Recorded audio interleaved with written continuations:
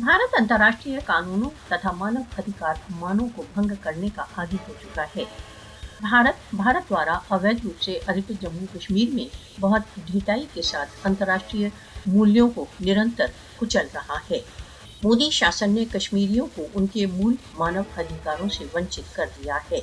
PSA तथा UAPA जैसे काले कानूनों का कश्मीरियों को बिना किसी ट्रायल के कारावास भेजने के लिए सशस्त्रीकरण किया जाता है। भारत द्वारा कश्मीर के विशेष स्टेटस का बहिष्कार अंतर्राष्ट्रीय कानूनों पर प्रत्यक्ष आक्रमण है। मोदी की फासिस्टवादी सरकार राष्ट्रसंघ प्रस्तावों का उल्लंघन करते हुए भारत द्वारा अवैध रूप से अधिकृत जम्मू कश्मीर में जनसंख्यात्मक परिवर्तन कर रही है।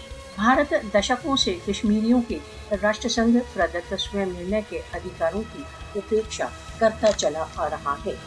विश्व को भारत को याद दिलाना चाहिए कि कश्मीर एक अंतर्राष्ट्रीय विवाद है, एक देशिज मामला नहीं।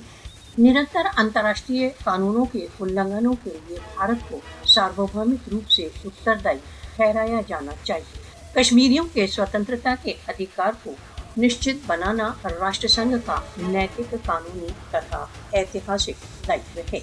विश्व शक्तियों का मौन भारत द्वारा अवैध रूप से अधिकृत जम्मू कश्मीर में गंभीर तथा व्यवस्थित मानव अधिकार उल्लंघनों को प्रोत्साहित कर रहा है।